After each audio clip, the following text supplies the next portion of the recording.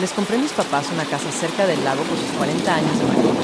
Unos días después, entré con la llave que yo misma había dejado para emergencias y encontré a mi hermano instalado ahí con su esposa, sus hijos y hasta el perro. Entonces escuché a mi cuñada decirle a mi mamá: Rocío se la regaló a ustedes. Ustedes nos la van a dejar a nosotros. Esta casa ya es nuestra.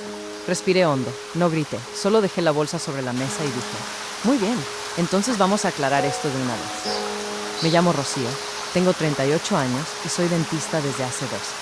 Mis días empiezan casi siempre a las 7 de la mañana y terminan cerca de las 6 de la tarde. A veces más tarde, si llega una urgencia o si un paciente no puede aguantar el dolor. No es un trabajo de presumir, pero me dio estabilidad. Y para mí, después de crecer viendo a mis papás contar cada peso, eso siempre importó. Mi papá, Héctor, tenía 63 años. Mi mamá, Teresa, 61. Estaban por cumplir 40 años de casados. Nos criaron a mi hermano menor y a mí en un departamento pequeño, en una zona sencilla de la Ciudad de México. No nos faltó amor, pero dinero casi nunca hubo de sobra. Recuerdo la ropa heredada de primas, la sopa de fideo varios días seguidos, porque eso alcanzaba. A mi papá saliendo temprano a trabajar en una bodega y regresando de noche después de limpiar oficinas. Recuerdo a mi mamá cociendo por encargo en la mesa del comedor con una lámpara prendida hasta tarde porque cualquier peso extra ayudaba. Ellos hicieron todo para que Ramiro y yo tuviéramos lo necesario. Ramiro tiene 35 años, está casado con Leticia y tienen 2 hijos, Julián de 10 y Camila de 7. Él trabaja en ventas, aunque nunca terminé de entender bien qué vendía. Leticia trabajaba en un banco en atención a clientes. Vivían en un departamento rentado al otro lado de la ciudad. Cuando yo era niña, me hice una promesa. Algún día iba a ayudar a mis papás. Los veía llegar agotados, los veía estirar el dinero hasta donde se pudiera y me decía que si un día me iba bien, no los dejaría solos. Y lo hice. Cuando terminé odontología y pude abrir mi consultorio, los ingresos empezaron a estabilizarse. No de un día para otro, pero sí lo suficiente para respirar. Con los años ahorré. Empecé pagando algunos recibos de mis papás. Luego la renta, la luz, el agua, el gas, el internet, la despensa, las medicinas y las consultas. Al principio no querían aceptar. No queremos ser una carga, hija, me decía mi papá. Mi mamá repetía: ya hiciste mucho. Nosotros nos arreglamos, yo insistí. Les dije que cuando yo no tenía nada, ellos me habían dado todo. Ahora me tocaba a mí. Mis papás también me pidieron ayudar a Ramiro. Decían que con los niños todo era más pesado, que estaba pasando por momentos difíciles, que el dinero no le alcanzaba. Yo ayudé porque era mi hermano y porque Julián y Camila eran mis sobrinos. Pagué útiles, uniformes y cuotas escolares. Pagué la renta de Ramiro un par de veces cuando dijo que se había quedado corto. También cubrí tratamientos dentales y primeras consultas de ortodoncia de los niños porque Leticia aseguró que no podían esperar. El año anterior les di dinero para completar un auto familiar seminuevo, porque Ramiro decía que moverse con 2 niños en transporte público ya era imposible. No me molestaba ayudar, al menos no al principio, pero con los años empecé a notar algo. Mi mamá compraba despensa con el dinero que yo le daba y después me enteraba de que la mitad terminaba en casa de Ramiro. Bolsas con arroz, leche, fruta, cereal, jabón, todo se iba para los niños. Mi papá también le daba dinero a escondidas. Una vez llegué sin avisar al departamento de mis papás y vi a Ramiro en la entrada, quejándose de que no le alcanzaba para la renta. Mi papá sacó la cartera sin pensarlo. Ramiro tomó los billetes como si le correspondieran. Me molestó, pero no dije nada. Mis papás no podían evitarlo. Ramiro era su hijo. Y aunque ya era un hombre adulto, ellos seguían queriendo rescatarlo cada vez que se quejaba. Cuando se acercó el aniversario número 40, quise hacer algo especial. Pensé en eso durante meses. No quería organizarles una comida grande, ni comprarles un viaje que se acabara en una semana. Quería darles algo permanente, algo que les cambiara la vida de verdad. Entonces encontré la casa. La había anunciada en internet una noche después del trabajo. Era una casa vieja, pequeña, cerca del lago en Valle de Bravo, con vista parcial al agua desde la terraza. Saliendo temprano desde el poniente de la ciudad, el trayecto podía tomar unas 2 horas y media con tráfico o en puente, bastante más. Pedían cerca de 6 millones de pesos. No era una mansión, no estaba en la zona más lujosa. Tenía arreglos pendientes y se notaba que era de otra época. Pero desde la primera foto me imaginé a mis papás ahí tomando café en silencio, sin deberle nada a nadie. Fui a verla un sábado temprano. La casa tenía 2 recámaras, un baño, sala, cocina y una terraza blanca al frente. Las paredes necesitaban pintura, los muebles eran viejos y la cocina pedía paciencia, pero el lugar tenía paz. Desde una de las ventanas se veía el lago entre árboles y techos. No era una postal perfecta, era mejor que eso, era real. La compré. La liquidé con ahorros que llevaba años juntando y con una inversión que había separado para algo importante. Firmé papeles, llevé todo con mi abogado y con un notario. No dejé nada al aire. La casa quedó dentro de un fideicomiso patrimonial con derecho de uso y habitación vitalicio para mis papás. Eso quería decir que podían vivir ahí, descansar ahí y disfrutarla mientras vivieran. Pero no podían venderla, traspasarla, rentarla, cederla ni prestarla sin autorización expresa. Yo quedé como la persona autorizada para aprobar cualquier cambio relacionado con la propiedad. También dejé un fondo para cubrir durante años el predial, el mantenimiento y las cuotas del fraccionamiento. Cambié cerraduras, saqué llaves nuevas y dejé todo listo. Una semana antes del aniversario se los dije. Fui a su departamento después del trabajo y lo senté en la sala. Mi mamá se puso nerviosa en cuanto me vio seria. Mi papá se quedó con las manos juntas esperando. Les compré algo por su aniversario, dije. Mi mamá sonrió con esa cara de preocupación que le salía cuando pensaba que yo había gastado demasiado. No tenías que comprarnos nada, hija. Quise hacerlo, respondí. Les compré una casa. Los dos se quedaron mirándome. Mi papá abrió la boca, pero no le salió palabra. Mi mamá parpadeó varias veces, como si necesitara escuchar de nuevo. Una casa, dijo por fin. Una casa cerca del lago, le dije. Es para ustedes. Pueden ir cuando quieran. Pueden quedarse temporadas largas si quieren. Está pagada y todo está en orden para que nadie se las quite. Mi mamá empezó a llorar. No era un llanto triste. Era de esos que salen cuando el cuerpo ya no puede guardar tanta emoción. Mi papá se limpió los ojos y se llevó una mano a la boca. Solo movía la cabeza como si no pudiera creerlo. Fuimos ese sábado. Salimos temprano con café en termos y una bolsa de pan dulce que compró mi mamá por si nos daba hambre. Llegamos antes del mediodía. Estacioné frente a la casa y los tres bajamos. Mis papás se quedaron quietos mirando la terraza blanca, las ventanas y el agua al fondo. Mi papá caminó hacia la puerta despacio, como si la casa fuera a desaparecer si se acercaba demasiado rápido. Le di las llaves. Él abrió. Entramos juntos. Mi mamá recorrió cada cuarto tocando las paredes, abriendo ventanas, mirando los closets, la cocina, el baño. Mi papá se quedó parado frente a la ventana grande de la sala, mirando hacia el lago sin decir nada. Mi mamá repetía que la casa estaba preciosa, que era perfecta, que no podía creer que fuera para ellos. Nos quedamos ahí esa noche. Yo quería revisar la plomería y asegurarme de que todo funcionara bien. Abrimos llaves, probamos la regadera, revisamos la cocina y el baño. Había detalles por arreglar, pero nada grave. Mis papás casi no durmieron. Se quedaron platicando en la terraza con cobijas sobre las piernas mientras bajaba el frío. Yo los escuchaba desde mi cuarto. Hablaban bajito, como si no quisieran despertar a la casa. A la mañana siguiente regresé a la ciudad porque tenía pacientes agendados. Mis papás decidieron quedarse unos días más. Los abracé antes de irme. Les dije que me llamaran por cualquier cosa y manejé de regreso. 2 días después, Ramiro llamó a mi mamá. Me enteré después cuando ella me contó todo. Según él, solo hablaba para saludar. Le preguntó cómo estaban, qué habían hecho, por qué no contestaban tan rápido los mensajes. Mi mamá nunca ha sido buena para mentir. Así que terminó diciendo que estaban en la casa del lago. Ramiro preguntó, ¿qué casa del lago? Ella intentó decir que estaban visitando a unos amigos, pero Ramiro no le creyó. La presionó. Le preguntó, ¿qué amigos? ¿Dónde? ¿Desde cuándo? ¿Por qué nadie le había dicho nada? Mi mamá quiso cambiar de tema, pero él no la soltó. Al final le dio la dirección. Esa misma noche, Ramiro apareció en la casa. Mi mamá me llamó cerca de las 9. Desde que escuché su voz, supe que algo estaba mal. Ramiro está aquí, me dijo. ¿Cómo que está ahí? Llegó con Leticia, los niños y el perro. Dice que quiere conocer la casa. Sentí que se me apretaba el estómago. ¿Qué le dijiste? Le dije que era un regalo tuyo para nosotros. Solo sonrió y dijo que quería verla. Ahora dicen que se van a quedar el fin de semana. El fin de semana no le dije. Mamá, diles que no pueden quedarse. Ya lo intenté, respondió con voz temblorosa. Pero Ramiro dice que es una casa familiar y que él también es familia. Leticia ya está desempacando en una de las recámaras. Intenté llamar a Ramiro. No contestó. Le marqué 3 veces y todas se fueron al buzón. Yo no podía dejar botados a mis pacientes al día siguiente, ni cancelar citas programadas desde hacía semanas, pero esa noche casi no dormí. El viernes, durante mi hora de comida, abrí redes sociales y vi la publicación de Ramiro. Era una selfie en la cocina de mis papás. Tenía una taza de café en la mano y sonreía como si acabara de comprar la propiedad con su propio esfuerzo. El texto decía, por fin tenemos casa. Me quedé mirando la pantalla. Por fin tenemos casa. Como si fuera suya, los comentarios empezaron a llegar. Amigos suyos le ponían felicitaciones, mensajes de qué buena noticia y ya era hora, hermano. Entonces vi el comentario de Leticia. Por fin mis hijos tienen un lugar donde pueden correr, jugar y ser niños. Sentí que la cara me ardía. Esa misma tarde busqué la casa en Airbnb. No quería creer que se hubieran atrevido, pero ahí estaba. Las mismas ventanas, la misma terraza, la misma cocina. Casa completa cerca del lago, ideal para familias, perfecta para fines de semana y vacaciones. Guardé capturas del anuncio, del calendario abierto y del perfil de anfitriona a nombre de Leticia.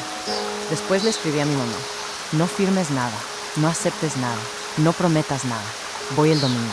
Yo normalmente no trabajaba los domingos, pero a veces abría mediodía para urgencias o pacientes que no podían ir entre semana. Ese domingo tenía 2 citas por la tarde. Las pasé al lunes temprano. También llamé a Martín, un cerrajero que ya había trabajado conmigo, y le pedí que estuviera atento por si necesitaba cambiar cerraduras ese mismo día. Manejé a Valle de Bravo desde temprano. El camino se me hizo más largo que nunca. No dejaba de pensar en la sonrisa de Ramiro, en la frase de Leticia, en la manera en que hablaban de la casa como si mis papás no merecieran tener algo propio. Cuando llegué, escuché gritos desde afuera. Me bajé del coche y caminé hacia la puerta principal. Estaba sin seguro. La empujé y entré. Leticia estaba en la sala parada frente a mi mamá, señalándola con el dedo. Mi papá estaba sentado en una silla junto a la ventana mirando sus manos. Mi mamá tenía la cara pálida. Ustedes ya están grandes, decía Leticia. No necesitan una casa así. Ramiro y yo podemos administrarla. Nosotros sí le vamos a sacar provecho. Mi mamá intentó hablar, pero Rocío nos la dio a nosotros. Leticia la interrumpió.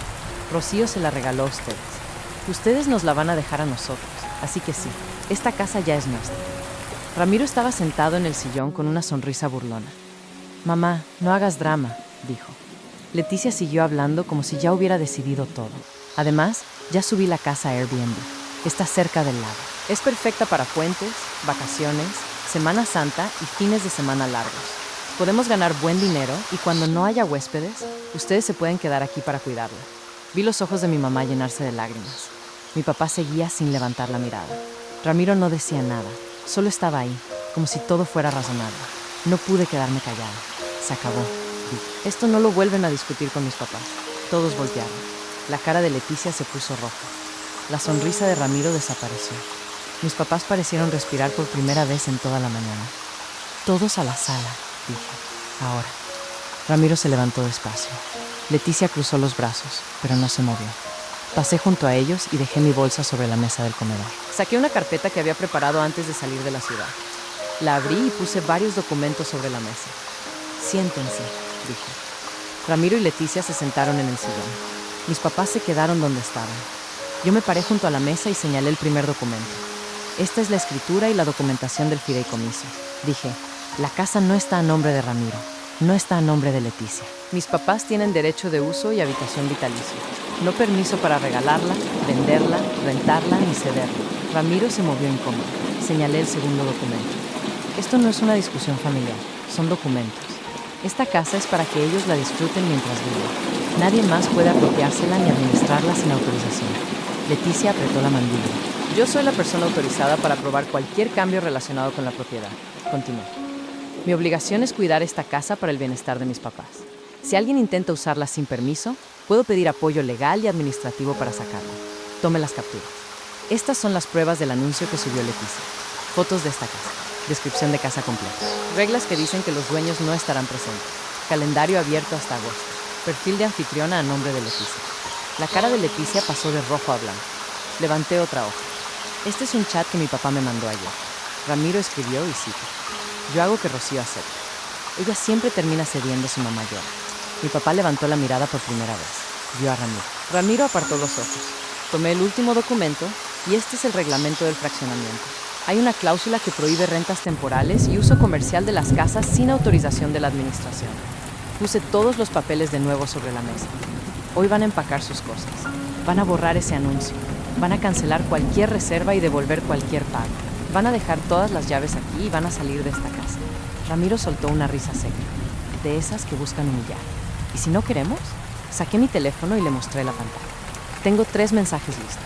Uno para la administración del fraccionamiento, otro para mi abogado y otro para pedir apoyo por ocupación no autorizada de una propiedad bajo fideicomiso. También tengo a Martín, el cerrajero, esperando mi aviso.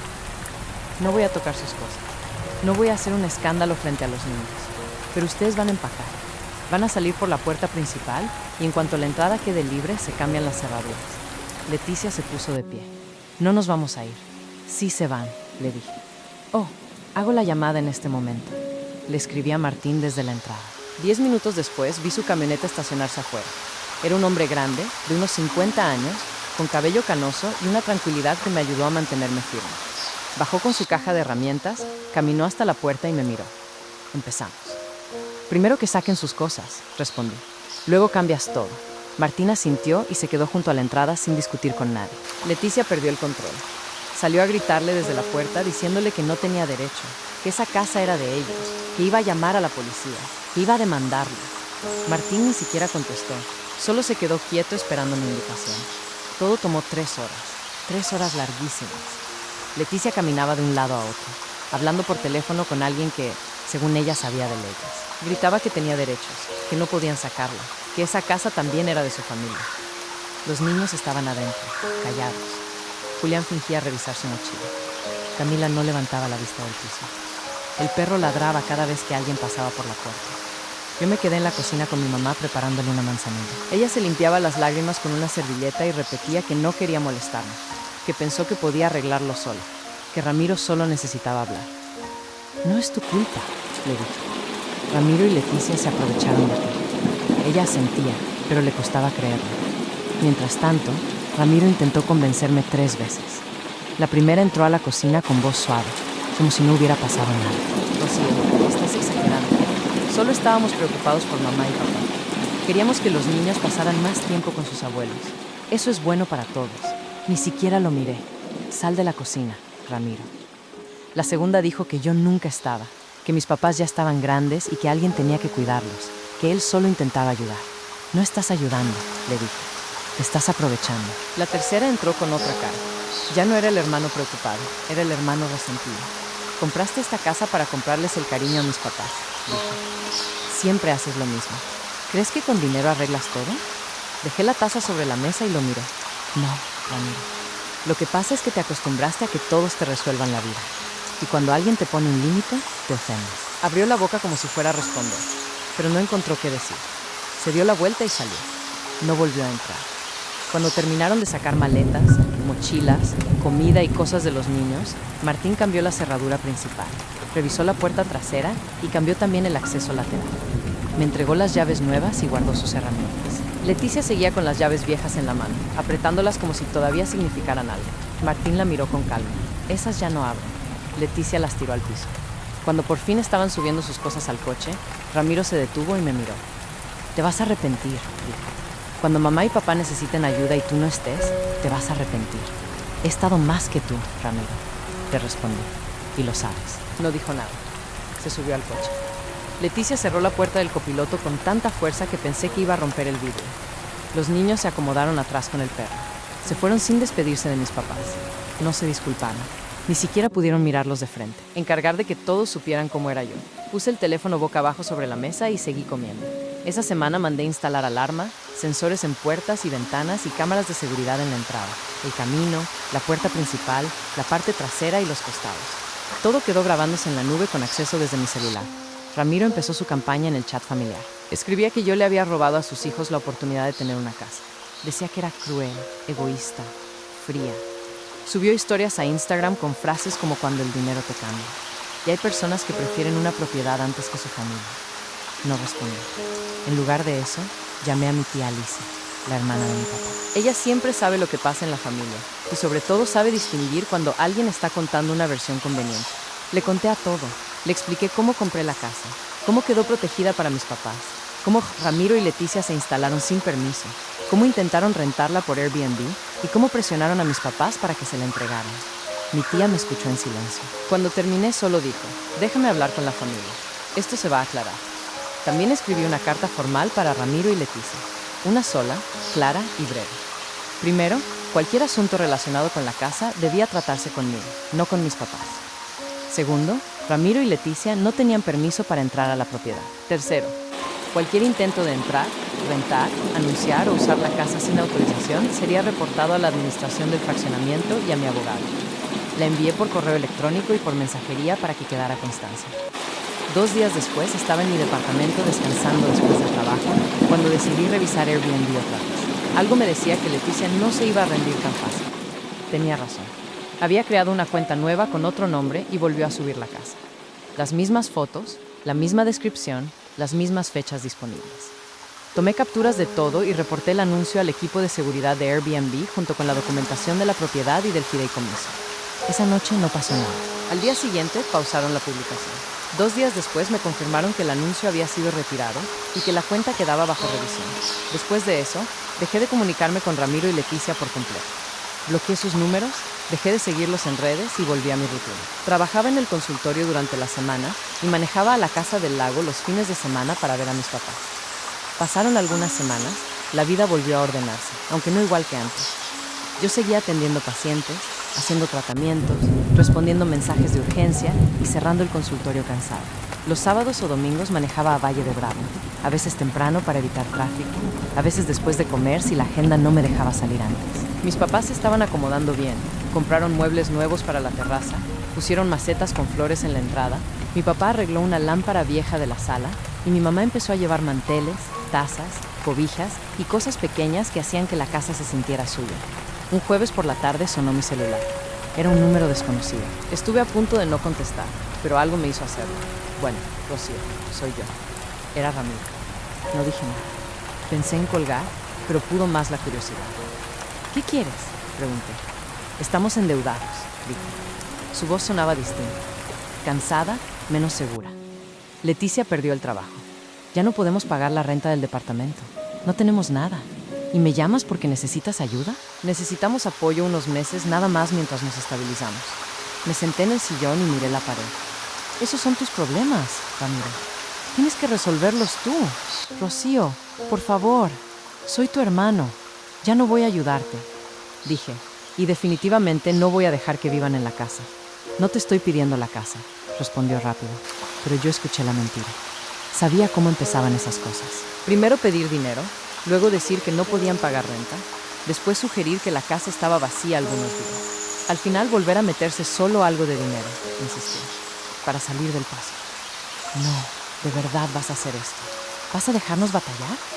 Ustedes se pusieron en esta situación. Me equivoqué, dije. Te equivocaste muchas veces, le respondí. Intentaste quitarles a mis papás un regalo que era para ellos. Quisiste convertir su casa en tu negocio. Los asustaste, los presionaste, los hiciste sentir culpables y ahora quieres que yo te saque del problema. Hubo silencio. Rocío, yo no lo interrumpí. Esta vez no te toca arreglar tu vida sin usar a mis papás y sin usarme a mí. No me vuelvas a llamar para pedirme dinero. Colgué. No volvió a marcar. Mis papás siguieron hablando con Ramiro de vez en cuando. Lo llamaban cada 2 o 3 semanas para preguntar por los niños. Las conversaciones eran cortas y se quedaban en Julián y Camila a la escuela, las tareas, si estaban comiendo bien, si necesitaban algo concreto para ellos. No preguntaban por dinero, no ofrecían pagar renta, no mandaban despensa, no daban billetes a escondidas. Les costó un par de veces. Mi mamá quiso mandar algo para los niños, pero mi papá la detuvo, no con dureza. Solo le ponía la mano sobre el brazo y le decía: preguntemos primero qué necesitan. No mandemos dinero así nada más. Era extraño verlos poner límites después de tantos años. Durante mucho tiempo se doblaron por Ramiro. Siempre querían asegurarse de que estuviera bien, aunque eso significara quedarse ellos con menos. Pero algo cambió después de lo que pasó en la casa. Vieron cómo intentó manipularlos. Vieron cómo quiso aprovecharse de su amor. Una tarde, durante una de mis visitas, mi mamá me habló de eso. Estábamos sentadas en la terraza tomando café y mirando el lago. Siento culpa, me dijo. ¿Por qué? Por Ramiro. A veces siento que le fallé, como si debía enseñarle mejor. No le fallaste, mamá. Él tomó sus propias decisiones.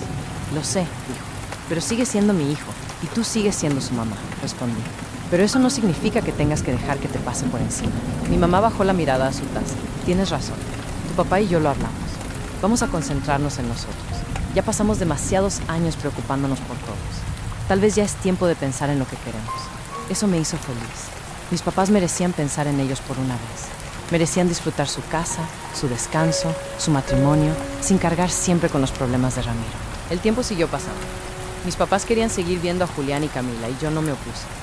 Los niños no tenían la culpa de lo que sus papás habían hecho, pero la regla quedó clara. Ramiro y Leticia podían dejarlos en la entrada sin pasar y regresar por ellos a la hora acordada. Todo se coordinaba con mis papás, y si había algún cambio me avisaban. A veces llevaban a los niños para que pasaran unas horas con sus abuelos. Mis papás amaban tenerlos ahí. Les preparaban comida, los llevaban a caminar cerca del agua, les enseñaban a lanzar piedritas al lago y a cuidar las plantas de la entrada. Julián y Camila se veían tranquilos en la casa. Yo los veía durante esas visitas. Hablábamos un poco, nada profundo. Me contaban de la escuela, de sus amigos, de los videojuegos que les gustaban, de alguna maestra estricta o de una tarea difícil. Yo los escuchaba y les hacía preguntas. Para mí era suficiente. Nunca veía a Ramiro ni a Leticia durante esas entregas. Dejaban a los niños en la entrada y se iban. Horas después regresaban por él. No intentaban entrar, no preguntaban por la casa, no sugerían quedarse, ya sabían que no podían. En cuanto a mí, dejé de tener relación con ellos. No los perseguí, no les escribí, no busqué explicarles nada más. Solo dejé de abrirles la puerta. Tenía mi trabajo, tenía mis papás. Tenía esos fines de semana en la casa cerca del lago, donde mi mamá se sentaba en la terraza con una cobija ligera y mi papá tomaba café mirando el agua como si todavía le costara creer que ese lugar era suyo. La casa era para mis papás. Yo la compré pensando en ellos, tomando café tranquilos frente al lago. No en Ramiro haciendo cuentas para rentarla, ni en Leticia tratándolos como si ya fueran un estorbo. Lo que más me dolió no fue cambiar cerraduras ni limpiar el desastre después de que se fueron. Fue ver a mi mamá pidiendo perdón por algo que ella no había hecho y a mi papá callado, con vergüenza de necesitar protección. Desde entonces entendí algo que antes no quería ver: ayudar sin límites. También puede enseñar a otros a gozar. Yo no puse ese límite para castigar a mi hermano. Lo puse porque mis papás merecían descansar sin que nadie les cobrara culpa por eso. Y esta vez su casa sí iba a quedarse en paz.